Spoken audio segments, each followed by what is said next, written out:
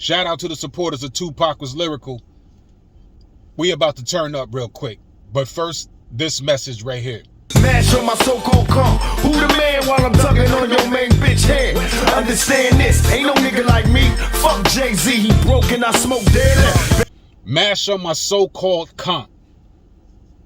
Mash on my so-called comp. This is what Tupac was thinking, and I'm truly assuming before he said fuck JayZ. I think he considered JayZ so-called comp. He ain't really know too much about him. Number one, when JayZ was working on Reasonable Doubt, Tupac was in prison. And then Tupac came home in October 12th.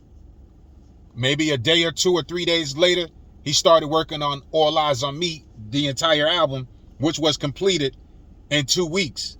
And then it was released in February of 1996. 5 months later, JayZ released Reasonable Doubt, his debut album, in 1996. Tupac didn't see JayZ as a target until JayZ aligned himself with Biggie Smalls when Biggie Smalls took that shot at Tupac on JayZ's album. But prior to that, JayZ never crossed Tupac's mind. Although JayZ used a song that sampled Tupac's voice.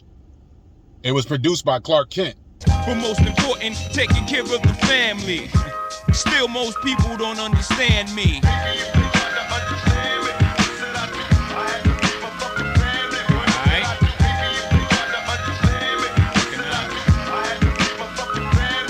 Now, mind you, it was produced by Clark Kent. It was a Tupac sample. It was a JayZ song. Think about that. So, you got people saying that JayZ's a better rapper than Tupac. Well, that might be true. Now, hear me out, people. That might be true because JayZ had 27 years to become that. Since Tupac died, JayZ had 27 years to become that rapper. There was never any competition between Tupac and JayZ. Tupac never heard of the man. When he probably did research, he probably learned about the song Hawaiian Sophie. When JayZ said in the song, they mentioned Hawaiian Sophie, damn, y'all been riding my dick for a long time. That's what JayZ was saying. But that probably was after Tupac did some research like, yo, who the fuck is this nigga JayZ? Because JayZ wasn't popping in 95. Besides locally in Brooklyn. With songs like In My Lifetime. But that was around that time. Tupac wasn't thinking about JayZ at all. Tupac wasn't thinking about JayZ at all. So if people say, oh, but JayZ is better than Tupac, let's keep it real. Well, he should be. Because he dropped after Tupac dropped his album. And when Tupac came home, all right, people going to say, well, Tupac was a movie star. Tupac was this. Tupac was that.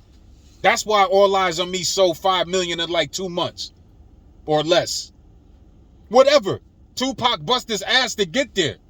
Never claiming to be the best rapper. Never even claimed to be the best actor. Matter of fact, when he did Juice, Tupac wasn't even there for the audition. He was just there chilling. He was there chilling. He went in there and auditioned, and Ernest Dickerson gave it to him. And Tupac elevated that movie to a classic level. It became a hood drama that turned into a straight psychological horror movie. Tupac, a person who never said he was the best actor. He was just there that day. The same with rapping. He worked hard to get where he was at. So when you say JayZ is a better rapper than Tupac, then goddamn it, he should be. He had 27 years. And within that same 27 years, Tupac's impact was right there. It's like, I'm right here. It's like here go JayZ, here go Tupac. It's like wherever Jay went, Tupac right there. Matter of fact, Jay was at some game recently, and he was hugging his daughter. And if he would have looked to his left and looked down a little bit, he would have seen Tupac right on his daughter's t-shirt. That's how much Tupac been staying with this nigga in the course of 27 years. So Billboard places JayZ at number 1. And Tupac is number 4. That nigga's still right there. T.I. did an interview a couple years ago on the Breakfast Club and said Tupac is number 1 because of impact. And then he said the next day, JayZ called him and said, you believe that?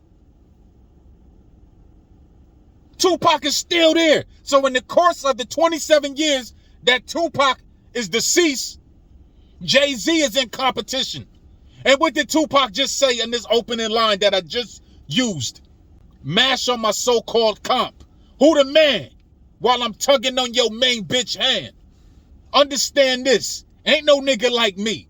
Fuck JayZ. He broke and I smoke daily. Now that line right there, Tupac didn't know who JayZ was. So comparing to what the money that Tupac was getting at that time, being on the label, you know, his future seemed bright. 5 million, you know, endorsements, movies.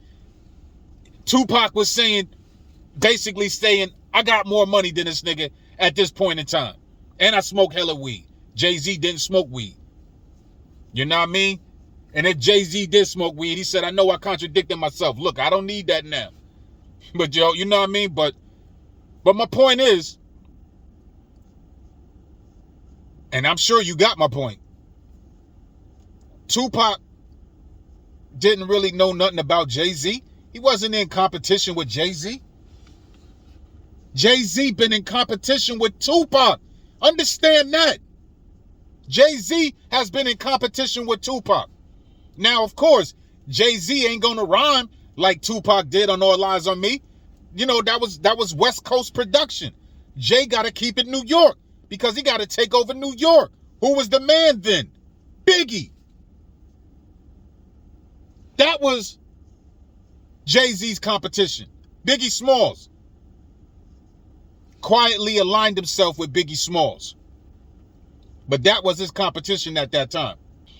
And also, Nas was JayZ's competition in New York, where I'm from. The capital, though. Who's the best MCs, Biggie, JayZ, or Nas? JayZ said that. So, of course, he's going to have that New York swag, that New York slick talk, that New York production. You know what I mean? I respected that. I love Reasonable Doubt. That's in my top 5 albums of all time. And Jay wasn't really thinking about Tupac either. He was thinking about Biggie and Nas. But after Pac dies, you realize, like, damn, you in competition with 2 ghosts. And you might have surpassed Biggie Smalls. But you ain't surpassed Tupac.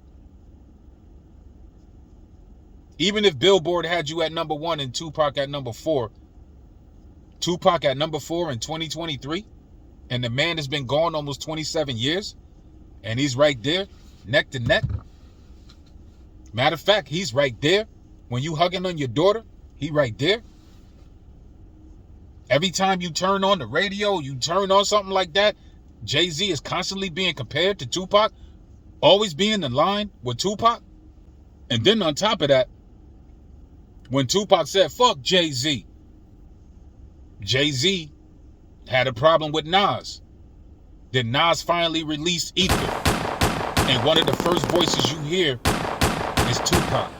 Fuck JayZ. This is 5 years after his death. So Tupac has been, I ain't gonna say he been haunting JayZ's career.